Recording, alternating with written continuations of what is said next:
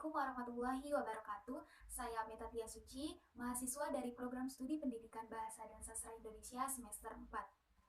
Di video kali ini saya akan menjelaskan tentang perbedaan ketidakadilan gender antara novel Perempuan di Titik Nol karya Nawal El Sadawi dengan novel Naila karya Jenar Maesa Ayu. Berbicara tentang perbandingan, berarti kita harus tahu dulu apa itu sastra bandingan. Sastra bandingan merupakan salah satu dari sekian banyak pendekatan kajian yang muncul di Eropa pada awal abad ke-19. Ide tentang sastra bandingan ini dikemukakan oleh Santegius dalam sebuah artikelnya yang diterbitkan pada tahun 1868. Dalam artikel tersebut dapat dijelaskan bahwa abad ke-19 telah muncul studi sastra bandingan di Prancis. Dan berbicara tentang ketidakadilan gender, berarti kita harus tahu apa itu feminisme. Menurut Gev, dalam Rohmansyah tahun 2014 halaman 138, feminisme adalah teori tentang persamaan hak antara laki-laki dan perempuan di segala bidang. Feminisme berupaya menggali identitas perempuan yang selama ini tertutupi hegemoni patriarkat. Identitas diperlukan sebagai dasar pergerakan memperjuangkan kesamaan hak dan membongkar akar dari segala ketindasan perempuan. Yang selanjutnya yaitu biografi penulis. Siapa sih penulis novel Perempuan di Titik Nol? Penulisnya adalah Nawal El Sadawi. Nawal El Sadawi adalah seorang tokoh perempuan Mesir terkemuka, sosiolog, dokter, dan penulis militan yang konsisten berbicara dalam isu-isu masalah wanita Arab, atau kita lebih mengenalnya dengan sebutan feminis. Lebih dari 40 buku fiksi dan non-fiksi yang telah dia tulis. Nawal El Sadawi merupakan salah satu penulis yang karyanya paling banyak diterjemahkan ke dalam 12 bahasa di dunia. Novel dan buku-bukunya tentang perempuan atau feminis memiliki efek yang mendalam pada generasi ke generasi secara berturut-turut, baik perempuan muda atau laki-laki selama 5 dekade terakhir. Salah satu karyanya yaitu novel yang berjudul Perempuan di Titik Nol. Selanjutnya adalah penulis novel Naila. Siapa sih penulisnya? Penulisnya adalah Jenar Maesa Ayu atau yang akrab disapa Nay. Beliau adalah penulis yang berbakat. Nay lahir di Jakarta pada 14 Januari 1973. Berasal dari keluarga seniman, ayahnya yaitu Sumanjaya, seorang sutradara film, dan ibunya Tuti Kirana, seorang aktris terkenal pada tahun 1970-an. Jenar Maesa Ayu memulai menggeluti menulis dengan menemui sejumlah sastrawan yang dijadikannya sebagai guru. Mereka itu adalah Budi Dharma, Seno Bumira Aji Dharma, dan Sutarji Solzubahri. Karya Nay banyak mendapat kritik dan pujian karena kontroversi. Salah satu ciri karyanya bertemakan dunia perempuan dan seksualitas. Karya pertamanya adalah cerpen yang berjudul Lintah yang terbit pada tahun 2002, yang bertema feminisme dan dimuat di Kompas. Selain cerpen, Jenar Maesa Ayu menghadirkan novel pertamanya yang berjudul Naila. Novel Perempuan di Titik Nol menceritakan seorang perempuan Mesir bernama Firdaus. Firdaus adalah seorang pelacur kelas atas yang divonis hukuman mati akibat membunuh seorang germo atau calo pria. Beberapa orang menyadari pembunuhan yang dilakukan Firdaus semata-mata untuk melindungi diri.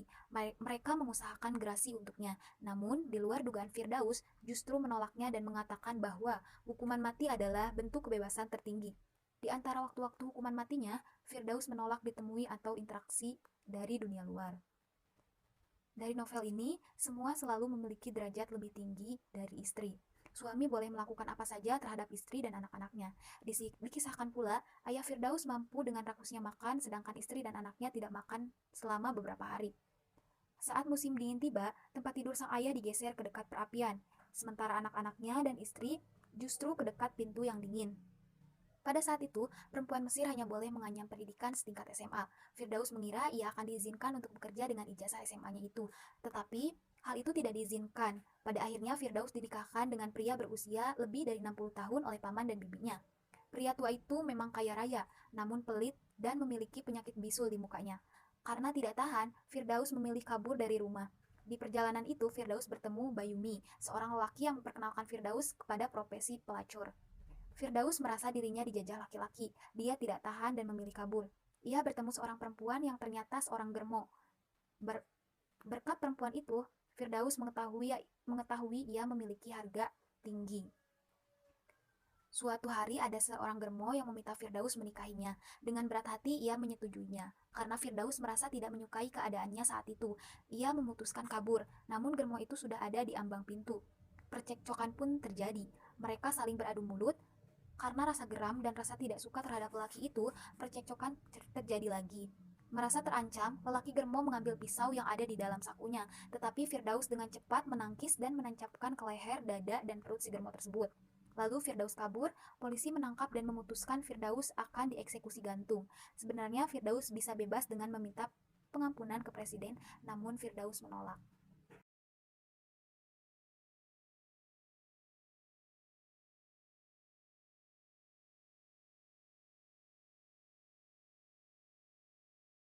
Setiap manusia adalah pelacur demi memenuhi hasrat masing-masing.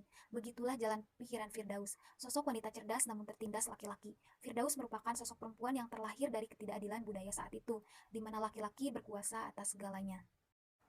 Naila, seorang gadis berumur 13 tahun yang frustasi dengan kehidupannya. Sejak umur 2 tahun, orang tuanya bercerai. Ia tinggal dengan ibunya dan diperlakukan tidak wajar. Ia akan diberi hukuman dari kesalahannya sekecil apapun. Hukuman yang diterimanya setiap kali membuat kesalahan adalah selangkangannya, akan ditusuk dengan peniti oleh ibunya.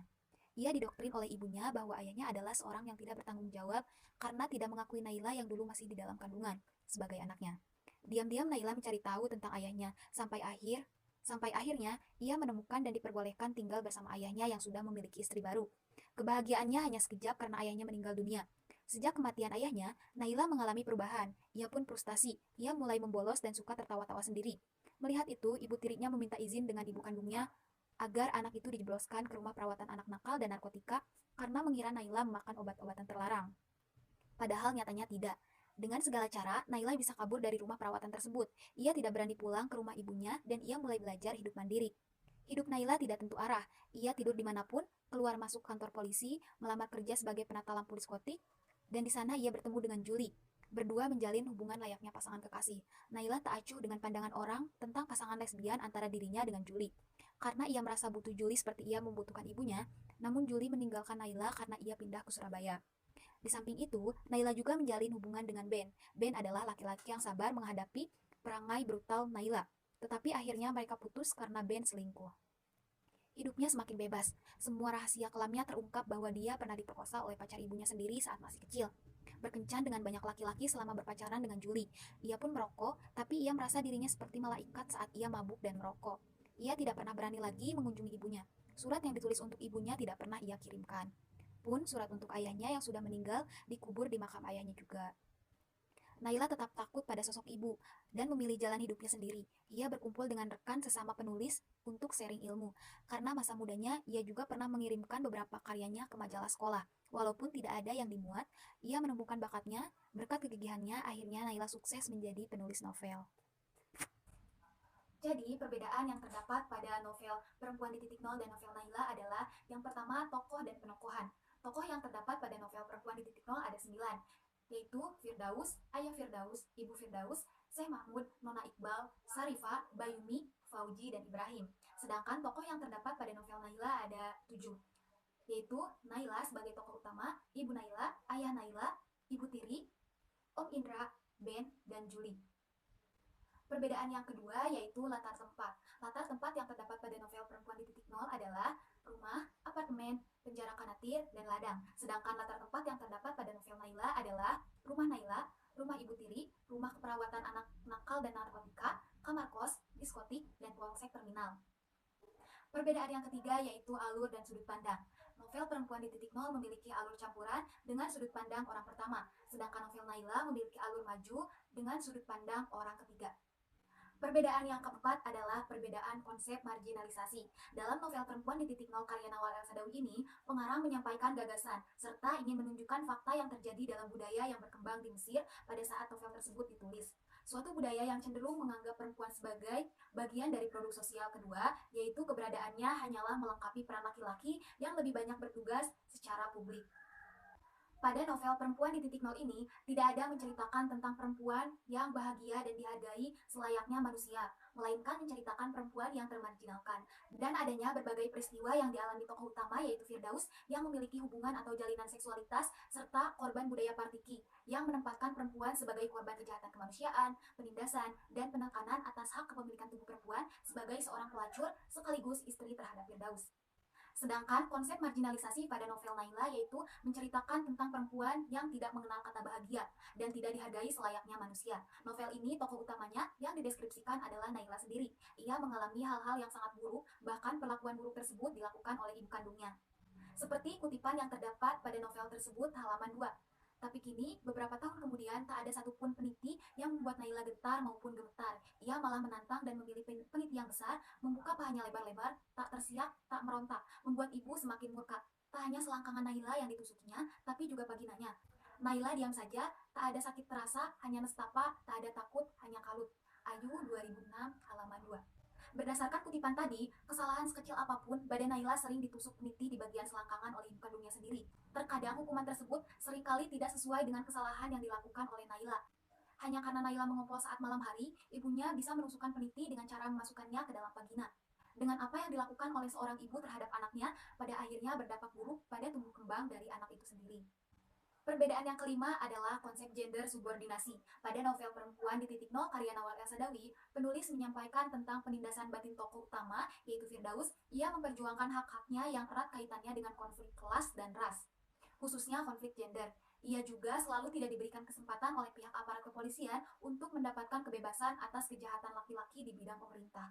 Jadi, antara konflik kelas dengan feminisme atau wanita memiliki asumsi-asumsi yang sejajar, muncullah dekonstruksi sistem dominasi dan hegemoni, yaitu pertentangan antara kelompok yang lemah dengan kelompok yang dianggap lebih kuat, dan selalu menempatkan perempuan berada di bawah tekanan laki-laki, sehingga tidak pernah memberikan kesempatan terhadap perempuan untuk menjadi seorang pemimpin.